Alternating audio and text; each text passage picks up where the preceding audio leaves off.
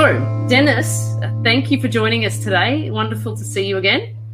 Hey, good morning, afternoon, evening, where you are on the planet. Thank you, Anna, for inviting me, and lovely to see you virtually.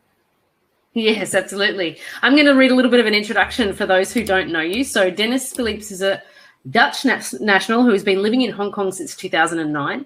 He worked for 20 years in the technology industry, leading professional services teams. In 2020, he left his company to follow his heart and passion to focus full-time working as a volunteer on the Gay Games 11 Hong Kong 2022. He's passionate about creating a place of belonging, making a difference, and improving inclusiveness through organising sport events together with an amazing team of volunteers. In 2014, he created Out in Hong Kong, the platform with more than 6,500 members on Facebook for sports, fitness, and outdoor events for the LGBT plus community in Hong Kong. In 2016, he became the founder and co-chair of the organisation that bid and won for the Gay Games to be held in Hong Kong in 2022, bringing the Gay Games for the first time ever to Asia. How exciting. In his free time, Dennis enjoys ultra trail running and hiking on the beautiful trails of Hong Kong and spending outdoors together with his boyfriend and friends. Dennis was also a TEDx speaker, which is how I got to meet him firstly, and he shared his journey of bringing the Gay Games to Asia for the first time in that talk. So thank you, Dennis. What a amazing project that you have undertaken single-handedly in the beginning, I guess, right? Yeah, we started with really a dream, right? Our dream was to bring the Gay Games for the first time to Asia. And I remember the Gay Games from Amsterdam in 1998. I was just living there in Amsterdam, and I remember it was in August in the hot summer, opening the doors, and the city was just flooded with just LGBTQ people, and it was really an amazing, inclusive experience.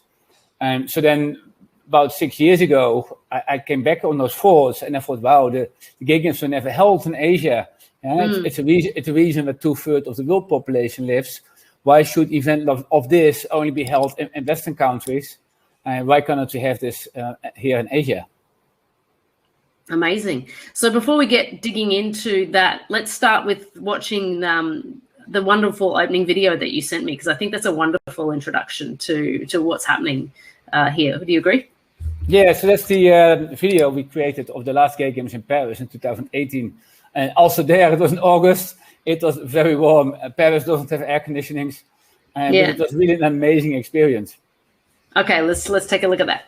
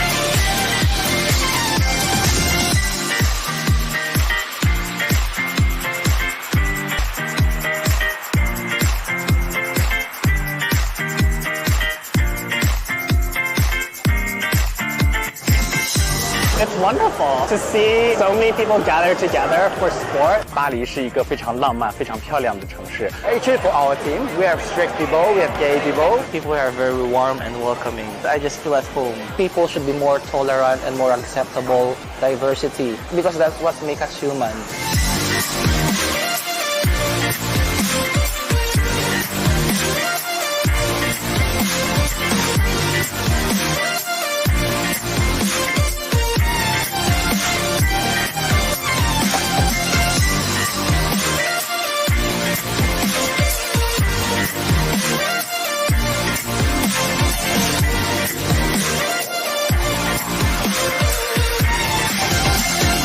And you're all invited for the next Gay Games in 2022 in Hong Kong.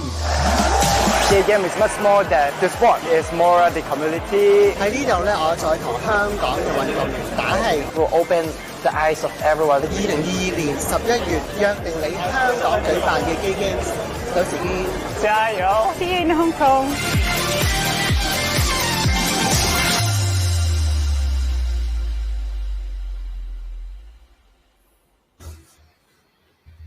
Amazing.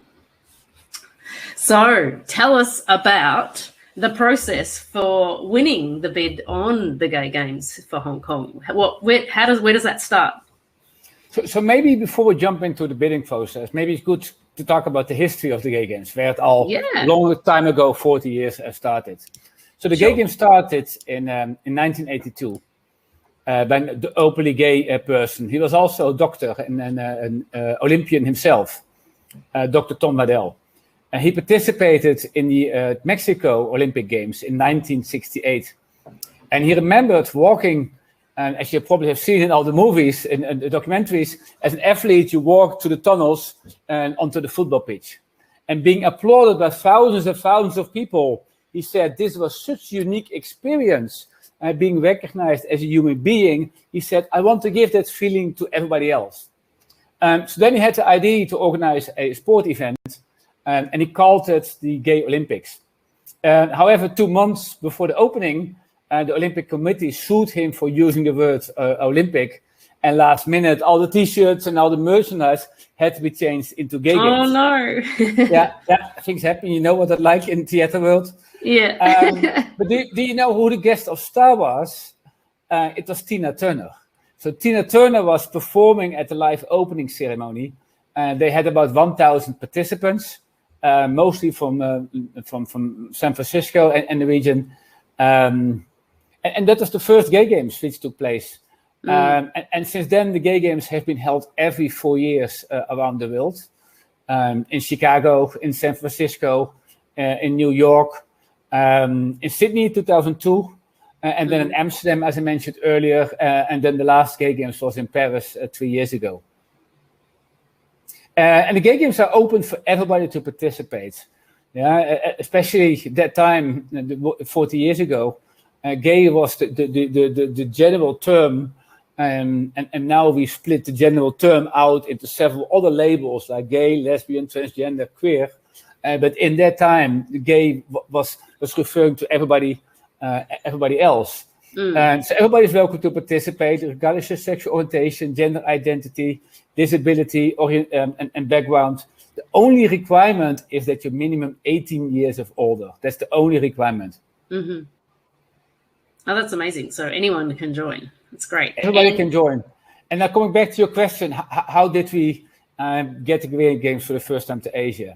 So they set up, after the first Gay Games, they set up a governing body they called the Federation of Gay Games. And the Federation of Gay Games have about 60 member organizations who organize their sport tournaments as part of the Gay Games. So, for example, there is a gay lesbian wrestling organization, a gay lesbian tennis organization, a gay lesbian badminton organization, etc. So those are the members, and they select every 4 years the host city for this event. So about 6 years ago, I reached out to the Federation of Gay Games. I said, hello, I'm Dennis from Hong Kong. I want to bring the Gay Games to Hong Kong, to Asia. How does it work? So then we had to follow a bid process, which is a bit like the bid process of the IOC, right? So it started with a letter of intent, and then the second stage was a 300 pages bid book proposal to describe your plans, the program, the artists, your ideas, your financial plan, your marketing plan, your volunteers. And then we also had 120 letters of organizations, community, and politicians to say this is a great event. We're willing to endorse that event. And had you, sorry to interrupt, had you ever done something like that before? No, I mean, I worked in technology and I was involved in building professional services team and bid processes, RFIs and RFQs processes. I was kind of familiar with. So in a way, it was building a concept like that, but we didn't have anything, right? So as an organization, it was just one person, and during the bid stage, when we were creating that bid document, we really had to start building an organization. We didn't have a bank account, and I remember this was exactly about 5 years ago. The whole summer, every weekend, we were working on the text. Because it's not just the text, it's also the whole process behind it, right? When you need to submit a financial plan, it's not just the figures, it's everything behind That's probably most of the hard work. And because we just started, we didn't have that experience. And most of the people on the team have never been involved in such a big event before.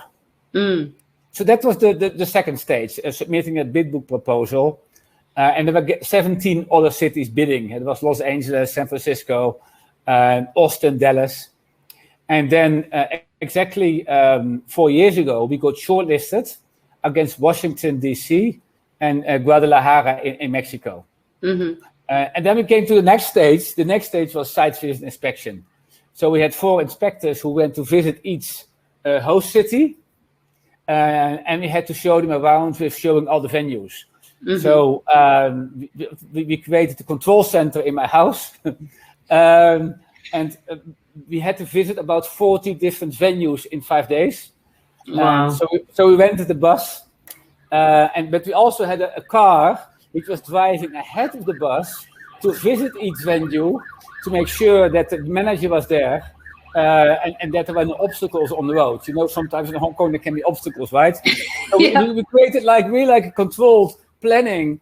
And before that, the organizers she visited all those venues on their own in the weekend to make sure that all the times were very realistic. It's quite funny because in her schedule, we only had 1 minute per day to go to the toilet in between the visits. But that went very well. And every time when we went in those venues, the venue manager was there showing us around. And afterwards, we had some reception with people together. It was a really great event. And then on the last day of the inspection, we had a community event here at PMQ, which is a quite a big event. And we got free drinks and food. We were expecting about 200-300 people. But about 600 people showed up.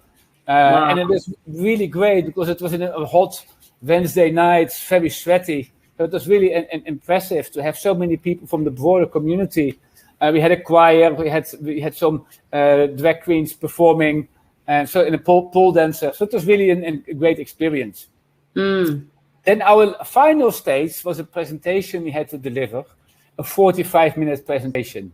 And Ogilvy was already on board as a pro bono partner at that time, and they helped us with design. But we were really thinking, what are you going to present in 45 minutes to that audience, right? So the audience will be the delegates of those member organizations, and they'll be selecting the whole city. So they will see in one day 3 presentations of 45 minutes. How can we make a positive impact? And what we realized was that many people thought that we already had won. If you looked at how we started the bid process, we had a strong social media presence. Facebook, Instagram, Twitter, with daily posts promoting Hong Kong, talking about the amazing city, the culture, the LGBT life. So sometimes I talked to people, they said, but you won already. And I thought, this is an interesting element. Let's use this element as part of our 45-minute presentation. As if you won. Exactly. So the 45 minutes started with a video clip of a news reporter reflecting back on the gay games held 2 months ago in the gay games in Hong Kong. So we made a compilation of different images, and he showed it was a great event, 12,000 people. And then we had a couple of interviews, even with an executive director from the Hong Kong Tourism Board, who took a letter and started reading that one of the participants at the Gay Games had such a wonderful experience participating at the Gay Games. So we had created those video clips, and in between, we created more like a talk show with each member of our management team, where they talked about their work stream and how they delivered and worked on this. So it was about for 30 minutes. It was like a talk show where everybody looked back how the event was organized, what an impact we created, what we needed from support. And then the last 10 minutes of our 45 minutes was really a short summary of why the Gay Games Hong Kong should be the winning host city. And that was the one element. And then the other element was the day after. There was a 1-hour Q&A session, and I was sitting next to the mayor of Washington, D.C., that time. And after the Q&A, there were lots of questions being asked from the delegates. The voting members had to select the host city. And Hong Kong won with the first round of the majority of the votes. So we are very blessed by that an amazing weekend. That was really a fabulous weekend. Not much sleep, really hard working. And I think it was really amazing to have a team who really believed in that we could deliver this and dreamed in let's make this happen. Yeah. Wow. And it sounds like that your original approach to presenting in that 45 minutes was a winner for sure. It was quite funny, and I looked into it. Did you see the other? Did you see the other presentations or no? Because we're not allowed, but afterwards I've seen some videos and presentations, and then I thought our concept was quite unique actually, using a retrospect approach, because instead that you say this is what we're gonna do, we show this is what we already have done. And this was what we created. This was the impact we created. And you could also feel the energy from our team here. But the only problem is that we had to, and that's quite interesting from a theater perspective, everything was scripted. Because if we had about 12 people speaking for 30 minutes, we really need to make sure that everybody stayed on time. Because after 45 minutes, our time was over. So it was quite interesting. It was like creating a theater show, more or less. Presenting about what we delivered. Quite an interesting experience. And today is an auspicious day for you in the planning of it because we're 500 days out from the Gay Games, right? Exactly. So in 500 days today will be the opening ceremony in the Hong Kong Stadium. The Hong Kong Stadium is the stadium for the Rugby Sevens. I guess you've been there? Mm-hmm. So imagine, close your eyes for a second, right? The stadium will be filled with 40,000 of spectators. Then we have 12,000 participants dressed up in rainbows and unicorns who are outside the stadium in the holding areas and different places around the stadium. And they'll be walking through the tunnels onto the football pitch. And they're marching in, and that's the most important element actually of the opening ceremony. Of course, we're looking to with several performances to make it a very high energy type of event. But the real energy, the real focus point are the participants. Because for them, walking to that stadium on a football pitch and being applauded by the thousands of people, you will never ever forget that experience. And that's the unique experience. And yes, there will be afterwards, we have a choir and speeches and a flag and a flame ceremony. But that's just the add-on. The key thing is really about the participants and their unique experience, their stories. And then the event starts. So we will have 36 sports. Hang on. I think you've got a slide here we can show. Okay, let's talk about maybe next slide with the sports. There we go. No, that's true. I think it's just, this is the elements of it. So you've got the opening ceremony, you've got 30 sports, you've got Festool Village. Arts and culture and the closing ceremony. So the 36 sports include single sports, so there's individual sports like running, tennis and badminton. But we also have team sports like basketball, volleyball. But we also include dragon boat racing for the first time because it's quite a unique sport. Dodgeball. Very Hong Kong based sport, the dragon race, or Asia based sport, right? So. And trail running, because Hong Kong has beautiful running trails, and it's really great way for people who have never been to Hong Kong to discover the greens of Hong Kong, and also esports. And esports is an interesting sport because by using esports, we're able to include participants who normally wouldn't participate themselves. And by this way, we also make the event very inclusive, right? And so it's a very interesting angle to use this for the first time. And I think esports is also being discussed now by the Olympic Committee to make it as part of the Olympic Games as well. Then the third element is the Festool Village. And it's a bit like the heart of the festival, right? Because during daytime, people play their sports. And then in the evening, they go to the Festool Village to meet new friends and have great experiences. And where's that going to be in Hong Kong? We have a couple of options. It's going to be happening at least in the center of Hong Kong, either at this side of the Hong Kong island, or maybe it's going to happen on West Kowloon side. We will be deciding within the next couple of months on this. And there will be, it's a bit like a wine and dine, clock and flap and Irish yoga festival, but then for 9 days. So there will be a stage where we have daily performances of choirs, orchestras, and bands. There will be community booths. There will be a sports area. There will medal ceremonies. There will be food and beverages as well. And this is really the great place to meet people and outside the sport event. And as part of the arts and culture program, which is very important element of the Gay Games, we will have those choirs and orchestra performances. We will also have art exhibitions and events taking place all over Hong Kong, including an Lgbt art exhibition in Tai Kwun.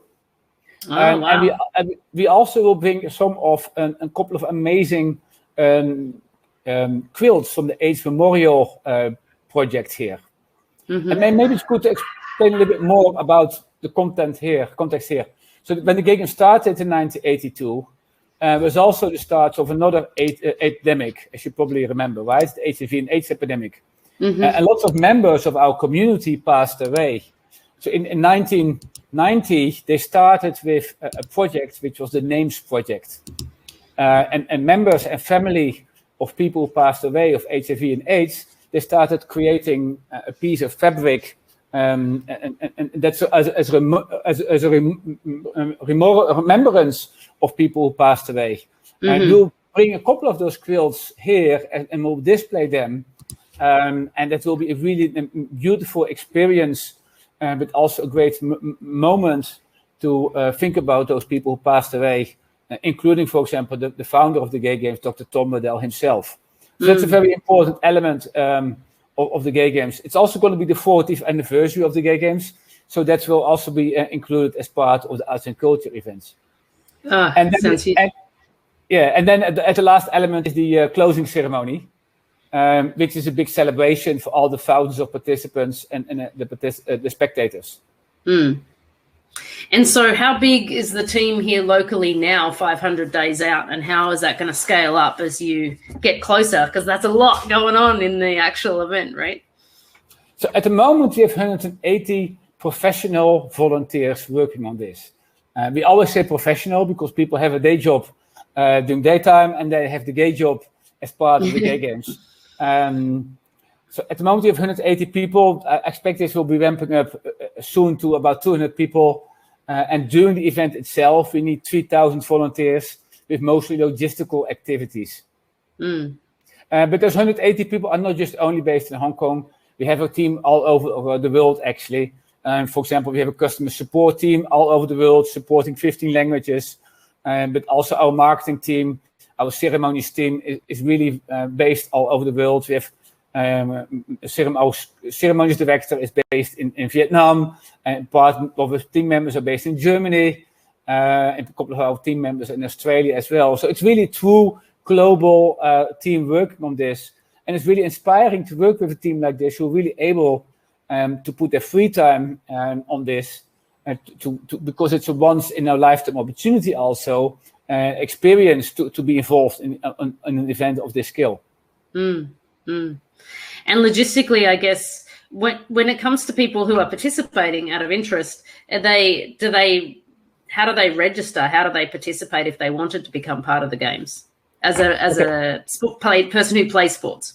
Yes, so you can either participate in sport or you can participate in one of the arts and culture events. So for the choir, the orchestra and bands, people also can sign up as a participant. So that's a very important element there as well. At the moment, we started our pre-registration since April, and we have about 1,200 pre-registrations already from about 46 countries all over the world. And pre-registration is about $50 Hong Kong, and they get $200 Hong Kong discount when we open the real registration. When we open the registration later in summer, it's based on first come, first serve. Because the Gay Games, you don't need to pre-qualify. Everybody's welcome to come. So once we open our registration, you go to our system, and the person who registers first will be able to participate. And full is full, because for each sport, we we have a quota. Yeah, for example, we have 800 tennis players, 1,200 runners, 600 swimmers, and full is full. So if you want to be involved, I think the key thing is really pre-register yourself. First, you get a discount, and secondly, you're able to register yourself ahead of the general public registration. Excellent. I do hope that we've got less COVID restrictions in 500 days, huh? Yeah, that's a very good question. And COVID, we cannot control that, but we work closely together with our security advisors, and we have a contingency team in place. We're closely monitoring the situation in Hong Kong, but also in the rest of the world. Next month, we have the Tokyo Olympics.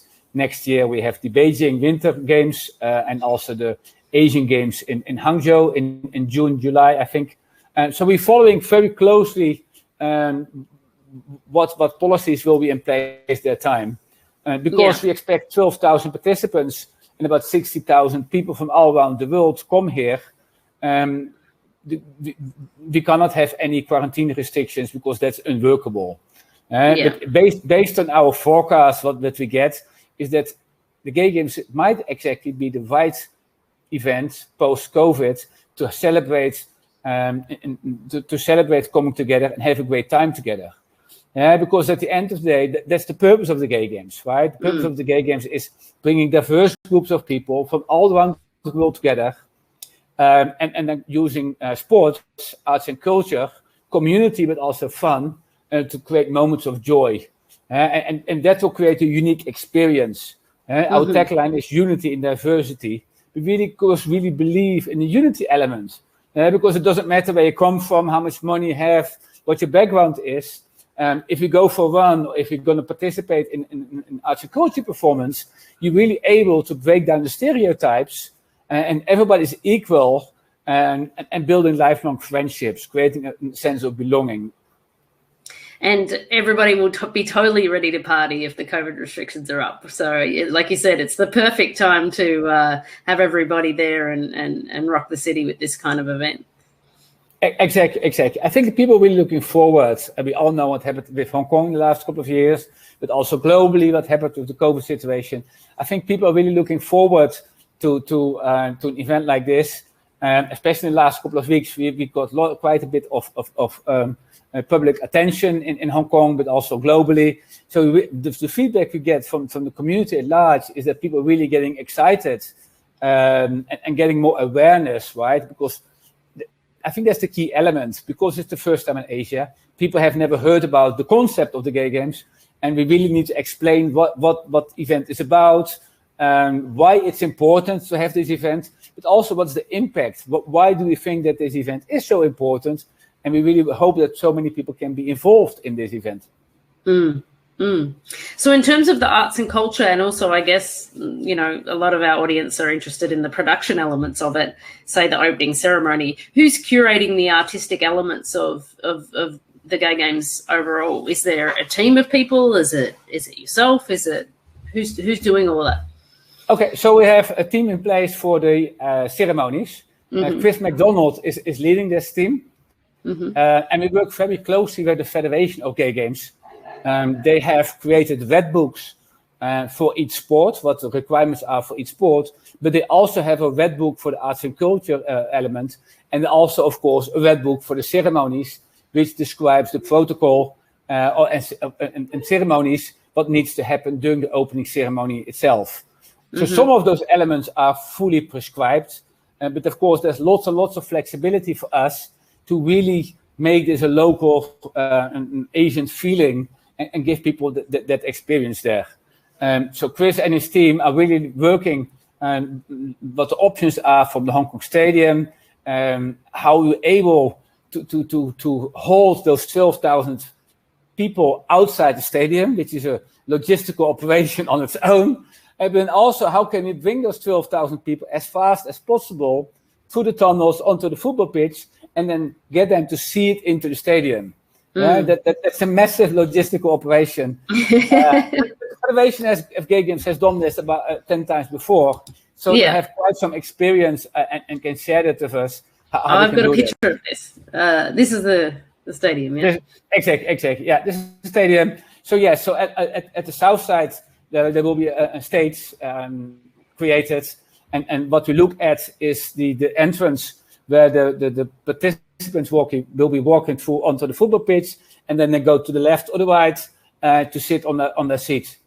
And then at the end, what we see at the end, the walls, the south side, there will then the performances, the bands, the choir, the orchestra, and it's going to happen in the afternoon actually. So the event will start around 2:00 in the afternoon, and the goal is that when the sun goes down, it will be the last moments, and that will be the start then of the Gay Games. And I guess the other good thing about it being in Hong Kong is location-wise, it's all in Hong Kong. Like there's nothing outside Hong Kong, right? So quite logistically, an audience member can get around to a lot of venues, even within the day, right, to see different sports. Yeah, I mean, Hong Kong is quite a compact city. So going from one side to the other side, I think within 1.5 hours, you're already at the edge. So that's quite a good accessible, even by public transport, but also by car. We need in total about 56 different venues. Some of those venues are private venues, and some of those venues are government-owned venues. But for example, sailing will take place in Sai Kung, but also here in the Victoria Harbour. And then for running, we go into nature, and for trail running, the same as well. So it's literally all over Hong Kong. That's also a nice opportunity for people who have never been to Hong Kong to see all those different places and to explore the beauty of Hong Kong as a city. Are you going to make them run up Lantau Peak out here as part of the trail run? No, I think we're just going to keep it fairly simple. One of the options is to stay on Hong Kong Island. The other option is to go to Sai Kung as well. Because people have never been to Hong Kong, it would be great to take them out, but we also need to be realistic from a timing perspective. Absolutely. And thank you for sharing this slide. So there you can see all the different categories of our sport. So if you're interested in running, there are about 5-6 different options for running, but also for swimming. There's an event called Pink Flamingo, and which is quite an interesting event actually. So when the swimming team has been active for 5 days, they've done all the swimming tournaments, then on Friday afternoon, they all dress up and they have some synchronized swimming fun performance per team in and around the swimming pool. And that's called Pink Flamingo. It's quite fun actually, because those teams have been performing and playing with each other for the whole week. And this is really a great way to showcase that. So all the sports will be, on most of the events, will be free, will have free access for the public. However, Pink Flamingo, for example, but also dance sport is a ticketed event. But for the rest of the sports, the sports will be free, accessible. A funny story to tell about figure skating. So when we started with the bid process, we didn't include figure skating because there was a requirement of a couple of thousand spectator seats. Right. But when we did the site visit inspection 4 years ago, we discussed this with the Federation of Gay Games, and we visited a couple of malls. For those not familiar with the Hong Kong situation, ice rinks in Hong Kong are only in shopping malls. So we visited a couple of them, and they said, actually, those ice rinks are meeting our requirements. The only problem is we cannot make it ticketed because it's public, because it's in a shopping mall. And then we said, wow, this is amazing. We're going to keep it in an ice rink, make it accessible for everybody for free. Because imagine that you're 15-year-old, you're done with your classes, you're university, you walk to the ice rink and you see a same-sex pair doing their figure skating performance. Wouldn't that be an amazing experience to make it more mainstream in a very positive way? So yes, so that's an interesting sport which we initially didn't have planned for Hong Kong. Yeah. Wow. And so in terms of this compared to the Olympics and everything, how tight is all of the logistics on timekeeping and everything meeting sort of Olympic style standards in terms of sports. So for Olympic Games, people need to pre-qualify and you have the top of the top athletes to participating. For the Gay Games, the principles are participation, inclusion, and personal best. It's all about you as an individual participating in an event that's bigger than yourself. Every participant will get a participant medal. And yes, we will have for each sport, we have different categories that people can choose to participate. But it's not so much about winning the medal. It's about you as an individual being part of it. That doesn't mean for each sport, we still have, of course, have the red book describing the requirements and the rules of each sport. And of course, there are referees. And for some sports, will even be sanctioned. Because in the past, at some Gay Games in the past, world records have been broken. And so people really take it serious. There were a couple of world records broken in aquatics. And also in 2014 in Cleveland, at the Gay Games. And there was a 99-year-old great-grandmother. And she ran with her lesbian daughter the 100 meter. And she set the world record. There's lots of videos of that. And it's quite very inspiring, actually, running them together, doing 100 meter, and afterwards getting a gold medal. So that's, people really take very serious. But you might have people who play tennis for 3 years. On the other hand, there might be people who have been playing tennis for the whole life, right? I think that's also the beauty of a community event like this. And also to be very inclusive, because it doesn't matter that you are the best one and the other one is not so good. It's about being involved and being included and being who you are in a sports event. Absolutely.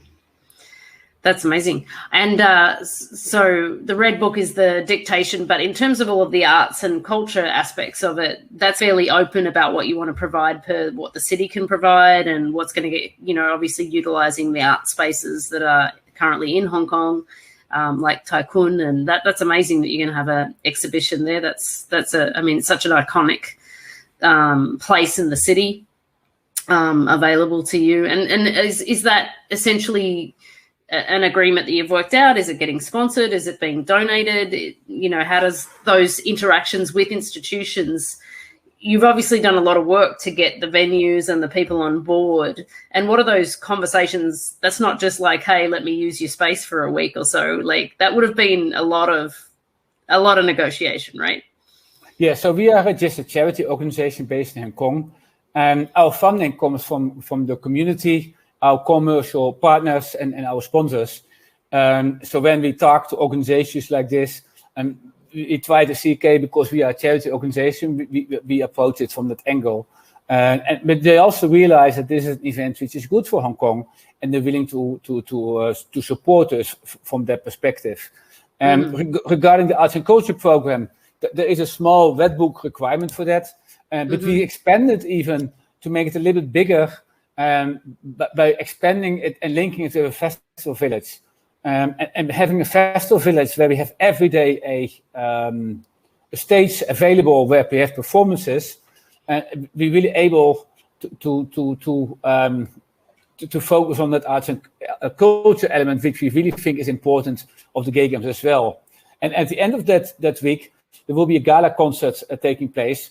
All those groups who have been performing individually, they will then come together and perform. So during daytime, these people need to rehearse together, and at the end of the week, they have the gala concert. So this is a nice way also for them to collaborate. So you might have an orchestra come from mainland China, a singers group from the Philippines. They are performing and doing their show during the gala concert. And that's a unique way also to break down the stereotypes and create that culture experience there.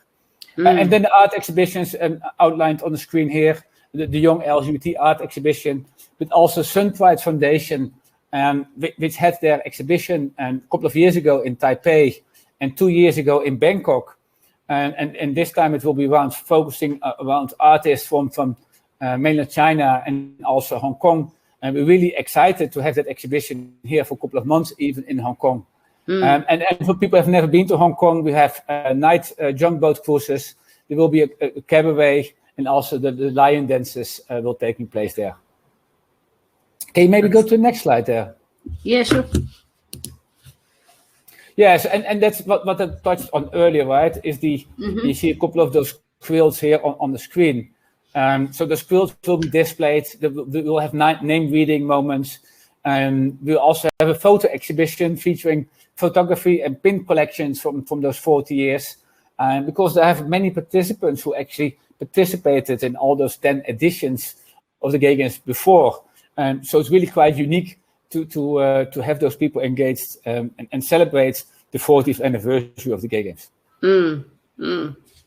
Now I'm kind of divided as to whether I want to participate in the games or help on the arts and culture side when it comes around next year.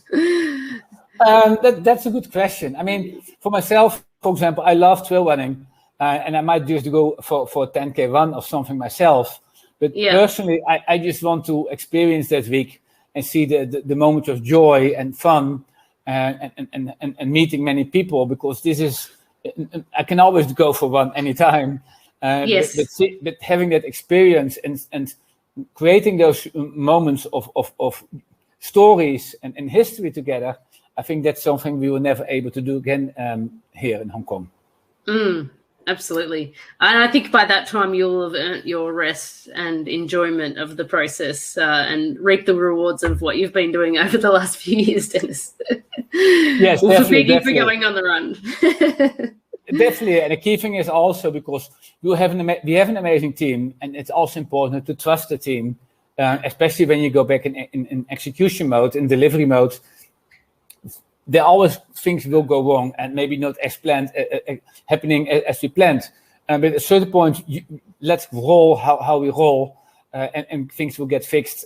Maybe before or after, and let's at least enjoy it. Yeah, it's a serious event. But the key thing is really also for the volunteers to have a unique, great experience and enjoy the moment there. And also on the closing ceremony, as you probably also saw in the video, there will be a flag hand over to the next host city, which will take place in 2026. And actually, there are still 3 cities bidding in the shortlist. I think 19 cities bid, and 3 are left over, and which are Munich in Germany, Valencia in Spain, and Guadalajara in Mexico again. So those 3 cities are bidding, and in November this year, the Federation of Gay Games will select and do the voting and select the next host city. That's super exciting. Love to see that. Well, and yeah, so the attendees, this is just a little bit of stats on the demographics, right? Definitely, and I think the key thing what I want to say on this slide is that we really want to focus on the increase of participants from Asia. Having this event for the first time in Asia is a very important element. But we also want to include the participants from women, transgender and non-binary background, but also youth, people between 18 and 30 years old, because that's a very important element. Yeah, if we want to make the Gay Games sustainable for the future, we really need to make sure that the youth is engaged and will be able to take this over from us in the future. And the costs for all attendees is borne by themselves to get here and everything, right? So that's a very good question. So we have a funding support program in place, where people who don't have who need financial aid, they're able to apply, and they can create a profile on our crowdfunding platform, and we will be able to give them a free flight, free accommodation, and free registration fees. So that's called our financial support program. But we also have a special program in place for youth between 18 and 25 years old in Asia, registered refugees, and also domestic helpers in Hong Kong, and we were able to automatically waive their fees to participate in the Gay Games, because we really believe that this event should be inclusive for everybody, and money should not be a point for identifying if you should able to participate or not. That's really truly amazing, especially for the the domestic workers and people of lower socioeconomic status in Hong Kong. So kudos to you for that. That's really good. What would you? So our demographic is obviously people who work in entertainment and some of them work in sports events and things like that. Is there open spaces for people to be involved in part of the organisation committee, in part of the ceremonies committee? Is there still positions available? Obviously, knowing that they're volunteer positions, and if so, how do they reach you? How do they contact you? How do they talk to you further about this project? Oh, great. So yes, we're definitely looking for more professional volunteers, as we call them, to join our team. Go to our website. We have a vacancies page where you can see the current vacancies of people we're looking for. And there's also an opportunity to fill in your registration form, and then our recruitment team will come back to you and to discuss further. Yeah, it doesn't matter where you are. Ideally people based in Hong Kong, but globally people are very much welcome as well. And people are passionate about being involved in an event of this and are always welcome. And this is going to be a once-in-our-lifetime opportunity in Hong Kong. It will never, ever come in Hong Kong. And it's the same size or bigger size as the Olympic Games. So imagine being part of a team like this. Yes, it will cost you free time. On the other hand, you'll meet amazing people. We have an amazing team. And it's a great experience as well for your professional experience to be involved in an event like this. I was looking it up the other day, actually, because I was looking about how many attendees the Gay Games have. And I was like, well, what is that compared to the Olympics? And you're right. It's pretty much the same amount of people that participate in these games as they do in the Olympics, isn't it? So very on par. Although I guess with the people who are participating in Olympics, there's smaller demographics of people participating in one sport, perhaps because they have so many sports in the Olympics. Yeah, but I don't think most people at the Gay Games participate maybe in one or two sports because, right. For example, if you play in tennis, you have to play for 3-4 days, depending how far you get. However, for example, for running, you might sign up for the 5K, the half marathon. But you cannot do the half and the full marathon because it's happening at the same time. Yeah. So for most sports, for most participants, they were only able to do maybe one or two sports. It just depends on the type of sport. For example, dragon boat racing is one day, but then maybe if you want to play basketball can take 5 days. Depends how good your team is, right? How fast you will get. So how far you will get. So it really depends on the sport you want to participate in. Yeah. Well, you put dragon boat racing in to make sure that the Hong Kong locals win that one, right? Because I'm not sure if people from other parts of the world are gonna. Well, you never know. It's kind of similar to other sports, right? So I'm going to be closely watching who wins the dragon boat race because I think Asians definitely have the upper hand in that sport. Dragon boat racing is actually very popular in the UK, and also Australia has several Lgbt dragon boat teams. Really? Yes. It's very popular because it's really a team sport, right? So for lots of people, it's a nice way to be involved and to meet new friends and to be part of a team and training hard together on that. So it's actually quite I think even in Canada there are a couple of LGBT dragon boat teams, and we're all very excited to seeing them to participate next year here.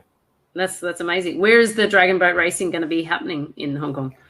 It will be happening in Shingmun River. Right. Yeah, next to Sha Tin. Very exciting. Very exciting. Well, Dennis, thank you so much for joining us today on Theatre Art Life. We really appreciate you sharing your project with us. I'm going to be involved around participating in some capacity next year. I'm looking forward to that. And I do hope this reaches our demographic and there's a few more people come forward to participate on your wonderful mission. It's a really exciting project and much needed in this part of the world post-COVID and post our events here in Hong Kong for the last few years. So looking forward to it. Thank you, Anna. And hopefully we can see you on a team or maybe participating in events. Yeah, absolutely. Nate says on the comment, there's some great Dragon Boat teams in New York City. So I eat my words right now. I'm like saying it's just Asia, and I've totally typecast it, and there's lots of teams out there. So I'm looking forward to seeing that competition next year. Perfect. I've got one other question before we go.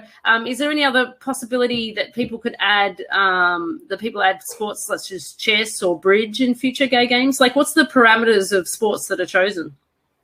That's a good question. We looked in the figures from historical big sports and the number of attendees. Then we said, okay, what's realistic for Hong Kong from a venue perspective, from a demographic perspective? Like, for example, initially we didn't have the figure skating. We added that in later.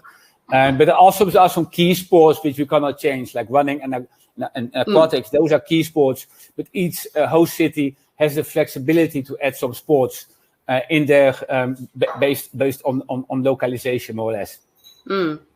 So is there a consideration that things like chess or bridge would fit into the category? Like, I mean, because esports is fairly, I don't want to say less physical, but it is a step aside from the normal sports, set.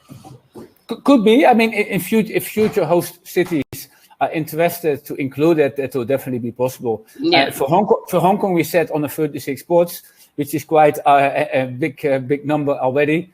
But if the other host cities are interested to include new sports, that's always definitely an option there. So there's a minimum sports you have to have, and is there a maximum? I don't think there's a minimum maximum, but I think it's more about scope, right? Because if you look at our sports team, we have about 45 people in our sports team already.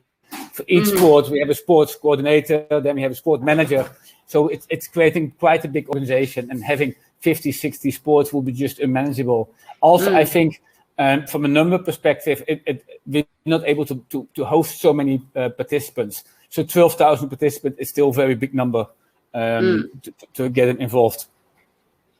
Another question from Ponaris is, what about the esports? What about the final of the esports? How's that sort of played and judged? Like, what kind of esports is going to be played? Street fights and FIFA. Right. So those are the sports we have currently planned for the esports events. Yeah. Jonathan asked diplomatically, is there any reason that the authorities could cancel this event or change the parameters of this event? I don't think so, right?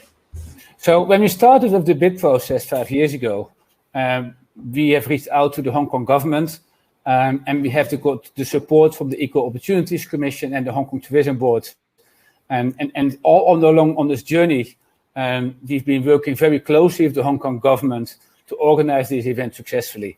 What we need from the Hong Kong government is two things. One hand is the venues, and secondly is the security.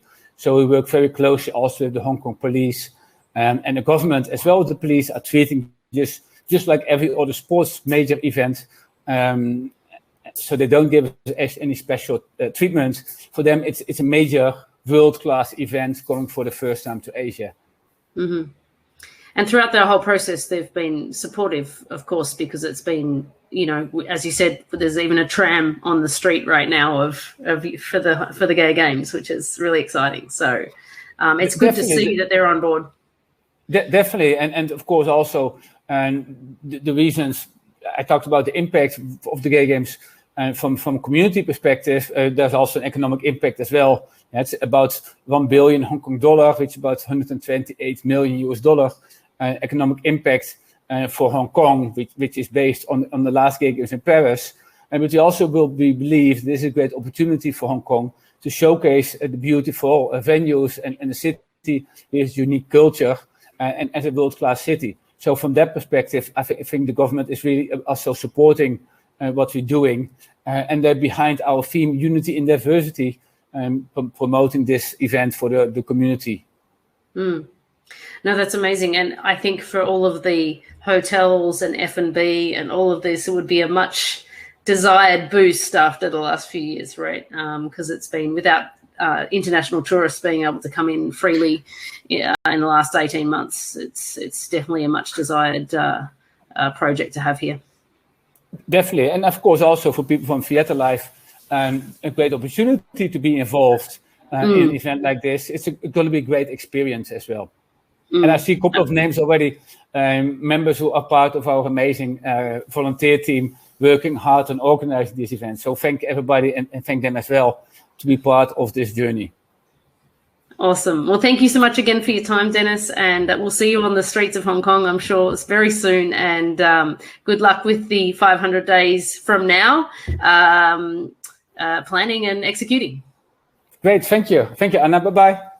Thanks for everyone for joining us.